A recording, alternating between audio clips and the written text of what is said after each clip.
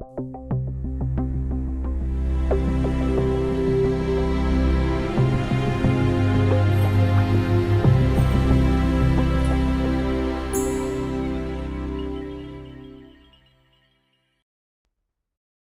bien, estamos en la segunda parte de la clase 4, pero durante el descanso o el break, que decimos en inglés, surgieron varias preguntas y yo sugiero que busquen un libro que, en mi opinión, habla en términos muy populares, muy fáciles para entender estos argumentos y presenta una forma de poder conversar con los escépticos o con los no creyentes o con los buscadores, lo que sea.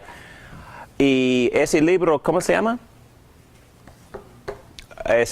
Razón para Dios. Es un título, tiene varios títulos, pero Razón para Dios. Pero el autor es Timoteo Keller. Keller. Pero también él trata estos argumentos de forma muy, muy práctica y nos enseña cómo él los usa conversando con los no creyentes. Se llama Timoteo Keller. Razón para Dios. Y también surgió otra pregunta en cuanto a la veracidad histórica de los libros de la Biblia. Y yo recomiendo que tomamos este tema en un curso y solo tocamos esa pregunta y examinamos muchísimas evidencias dentro de la Biblia, pero también fuera de la Biblia, argumentos arqueológicos, también filosóficos, y examinamos la historia de cómo se desarrollaba la Biblia, cómo los eruditos pusieron fechas en los varios documentos que se encuentran en la Biblia, pero más que nada enfocamos en la veracidad y por qué es totalmente confiable estos documentos, especialmente de Mateo, Marcos, Lucas y San Juan. Y para mí en lo personal, si Cristo era una figura honesta como 25% de tiempo, no tenía que ser ni perfecto, pero él hablaba más de 150 veces acerca de su enseñanza, de la historicidad y autoridad, veracidad de todos los libros del Antiguo Testamento, reclamando que las enseñanzas de él eran divinas, que vinieron directamente del cielo, y también autorizando a los apóstoles a escribir en el Nuevo Testamento, pero también examinamos la veracidad de los documentos, la confiabilidad de los documentos del Nuevo Testamento en comparación a la literatura de aquella era, y como los libros son incomparables en su autenticidad histórica. Entonces yo recomiendo que busquen ese curso en el internet, pero también que busquen. Hay un libro muy bueno, muy viejo, que se llama Evidencias que demandan un veredicto, pero otra vez estamos usando argumentos históricos y razonables. No estamos en la apologética de presuposiciones, pero estamos en la apologética de evidencias. Es otra rama de apologética. Pero el libro fue escrito por Josh McDowell. Y él presenta varios argumentos históricos acerca de la autenticidad y veracidad histórica de la Biblia. Muy bien. Vamos a seguir por algunos minutos más con nuestra examinación de cómo Dios se conoce. Bueno, letra D, estamos en la página 27 de las guías. Dios es conocible, pero ¿qué es una esencia? ¿Podemos definir a Dios? Bueno, definimos cosas, describimos a personas. Una definición como un ser o una esencia es solo una construcción mental. Y estoy usando sin vergüenza las notas del profesor Dr. Michael Williams, pero también él es PhD, él es doctor en filosofía. Y él mismo está burlándose un poquito de tanto uso de la filosofía en la construcción de una teología sistemática. Y él mismo dice que nosotros podemos hablar de esencias y pretender ser inteligentes, pero nadie sabe lo que es una esencia. ¿Puedes definir la esencia del espíritu del ser humano? Es que hablamos y a veces nuestras palabras son pura algarabía. Bla, bla, bla, bla, bla. Porque estamos hablando mucho y no estamos diciendo nada. Quizás ustedes ya concluyeron eso, ¿verdad? porque estoy diciendo todos. Ese hombre no sabe lo que está diciendo. Es que, no, yo entiendo. Ok. Conjetura. ¿Cómo? Pura conjetura. Conjetura. Exactamente. Y la filosofía en sí es conjetura. Y a veces es buena, pero a veces es inútil y vacía. Muy bien, nuestro conocimiento de Dios es verdadero. Y podemos expresar ese conocimiento en declaraciones de proposición. Muy bien, ok, ya dije. Use otra palabra, proposición. ¿Qué es una proposición? Ok, sencillamente hablando, es una oración. Con sujeto, con adjetivos, con verbo, con objetivo, quizás con adverbios, con frases preposicionales. Entonces, estamos hablando de oraciones. La Biblia describe a Dios con oraciones, o en otras palabras, con proposiciones. Entonces, lo que nosotros confesamos como cristianos ortodoxos es que Dios decidió revelarse a través de su palabra. Proposiciones.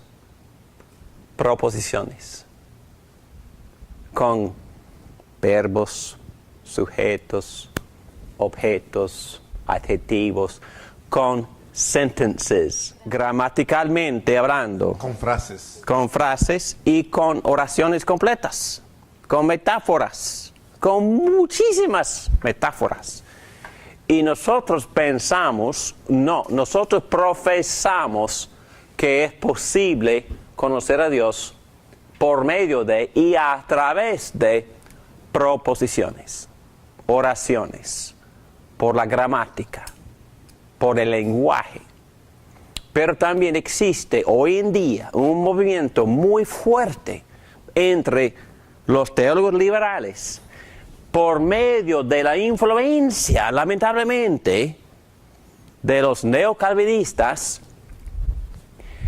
que ellos han puesto en peligro este concepto de revelación por medio de proposiciones.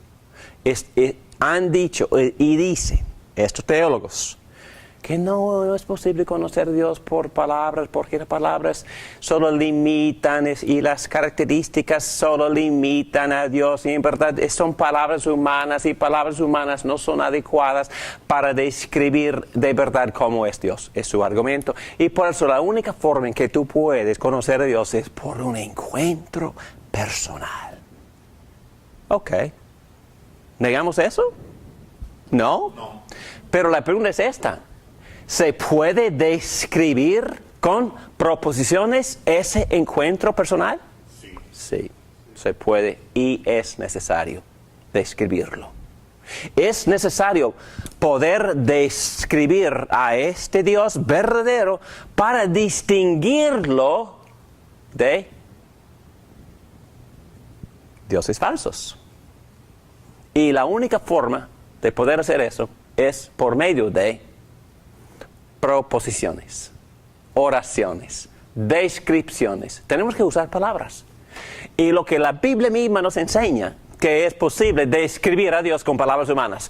Y por medio de esas descripciones llegar a conocimiento verdadero y real del Dios así como Él es, en su naturaleza y carácter. Es lo que nosotros profesamos por convicción bíblica. Y no voy a volver a defender la Biblia, pero la Biblia misma enseña que se puede conocer a Dios por medio de proposiciones que Dios ha inspirado, ¿verdad? La Biblia misma enseña que Dios ha creado estas palabras. No literalmente, pero a veces literalmente. Dios literalmente escribió porciones de este libro con su propia mano. ¿Cómo qué?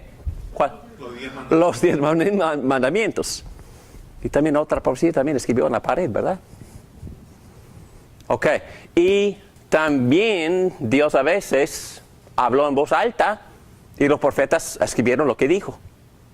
En otras ocasiones y más frecuentemente, la Biblia enseña que los profetas están de pie en la presencia de Dios, llevados, palabras del apóstol Pedro, llevados por el Espíritu Santo, como el Espíritu llena la vela de un bote y lleva a los profetas. Fíjense. Estoy hablando de un profeta llevado por el viento. ¿Y sabe qué? La misma palabra en griego para viento, para espíritu, es neumatos, la misma palabra. Entonces, llevados por el viento, por el espíritu, llevados por el espíritu, por el viento, estas profetas hablaron y dijeron exactamente lo que Dios quería que dijeran y escribieron también esas palabras. Y así Dios inspiró, o otras palabras, creyó la Biblia. Y Cristo enseñó eso, Pablo enseñó eso, Pedro enseñó eso. Y la Biblia misma se presenta como revelación, como creación binatural. Así como Cristo es binatural, ¿verdad? Tiene 2 naturalezas. La Biblia también tiene 2 naturalezas. ¿Cuáles son? Divina y humana. Tiene la naturaleza porque literalmente los profetas y apóstoles escribieron las palabras llevados por el Espíritu Santo.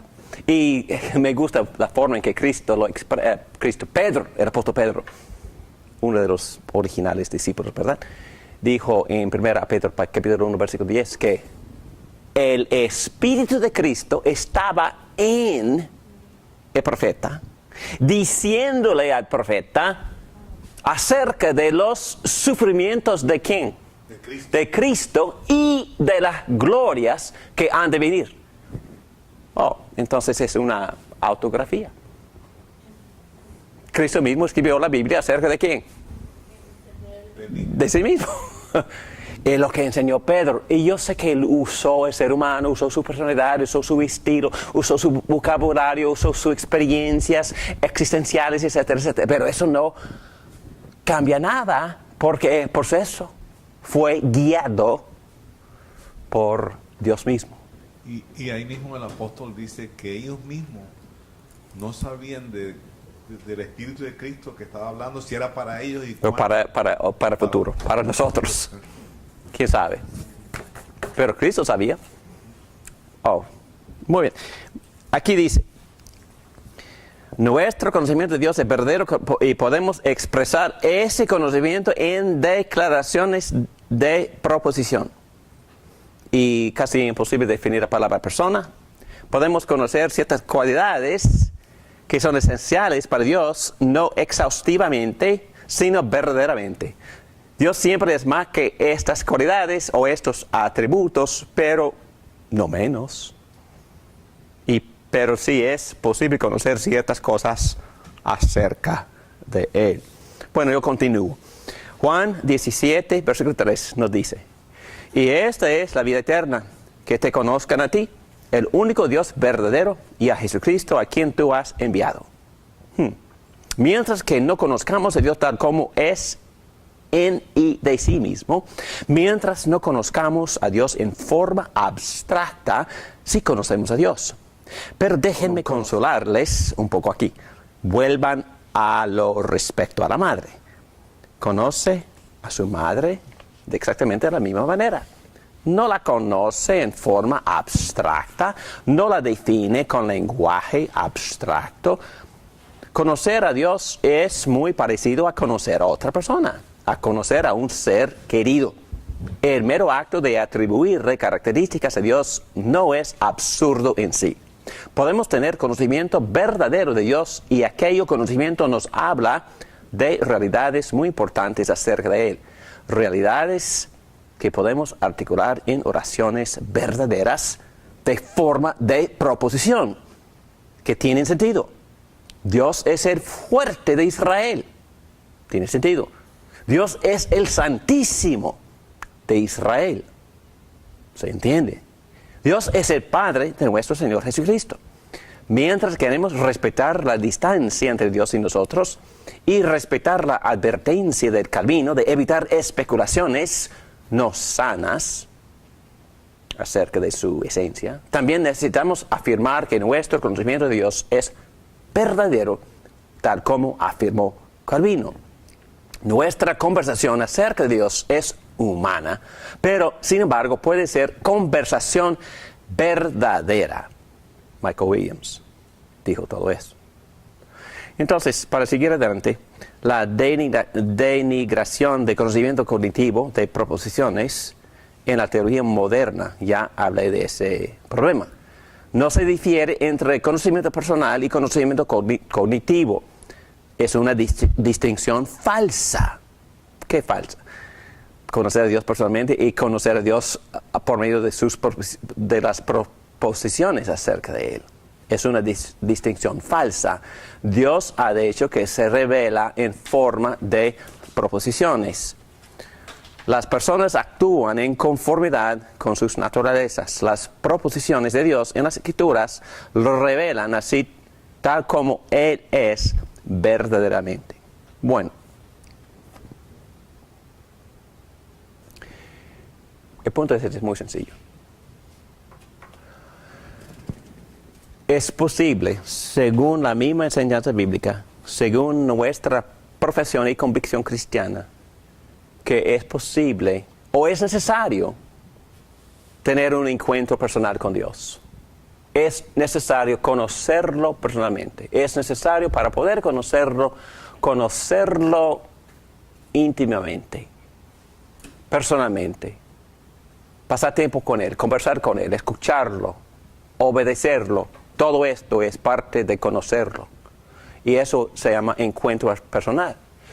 Pero al mismo tiempo tenemos que tener cierta información o cierto conocimiento cognitivo acerca de Dios. Información, descripción, atributos, hechos, historias, etcétera, etcétera, que definen, que describen cómo es Dios. Y no hay contradicción entre las dos cosas. No hay dicotomía entre las dos cosas. Las dos cosas son necesarias. Tener un encuentro personal, pero también tener conocimiento cognitivo. ¿Qué tipo de conocimiento cognitivo?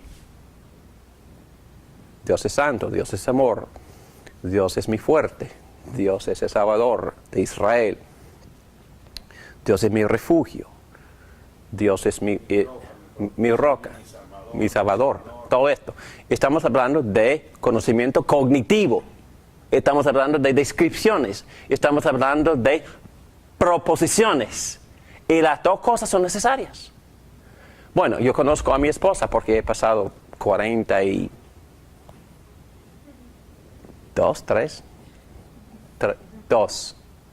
años con ella. Y conozco su personalidad, la conozco espiritualmente, hemos conversado por años. Pero también la puedo describir. Pero no describo su esencia.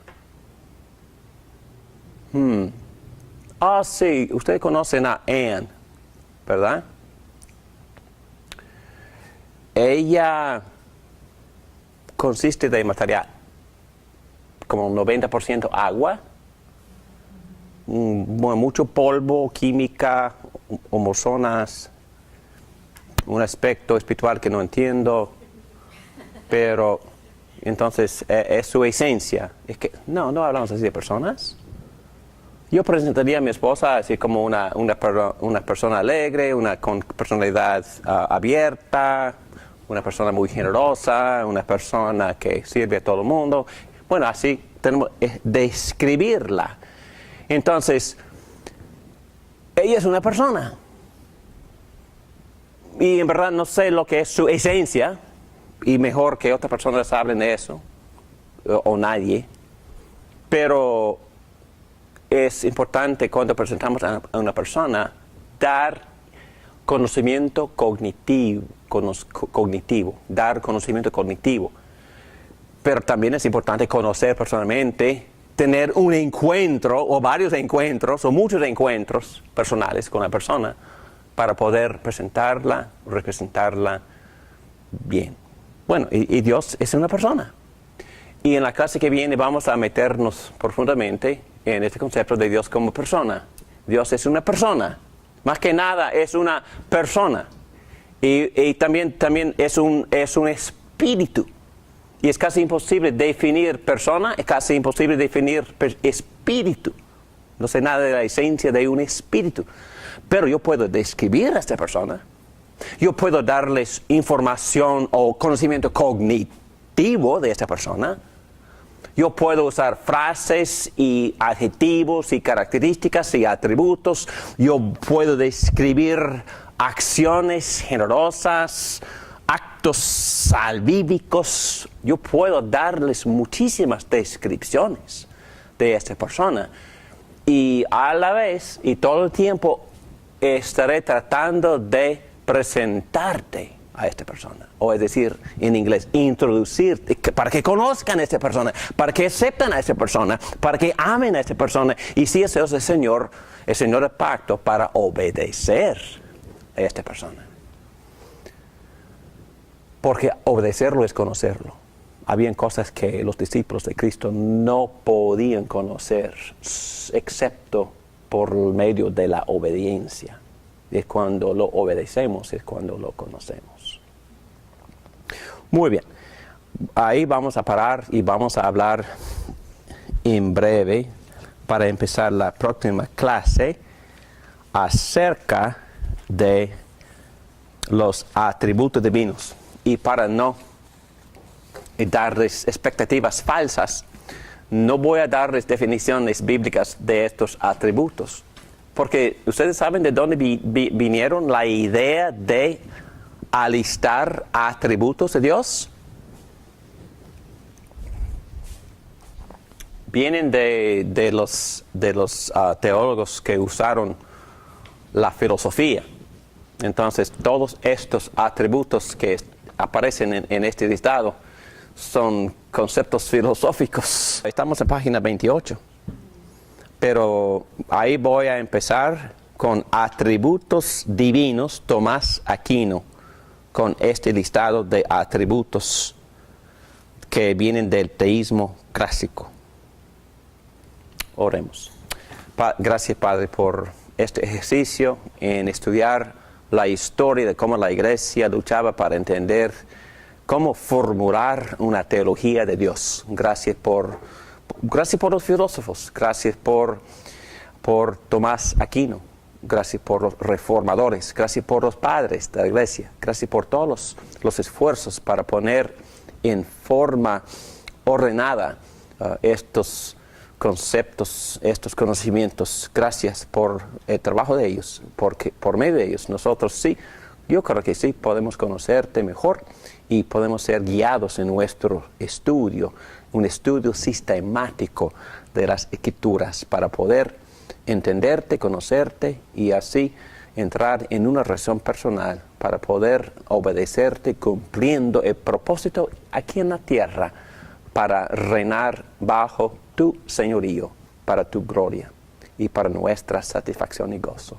Todo esto te lo pedimos dándote las gracias por tu gracia, por tu amor, por tu misericordia. En el nombre de Jesucristo. Amén.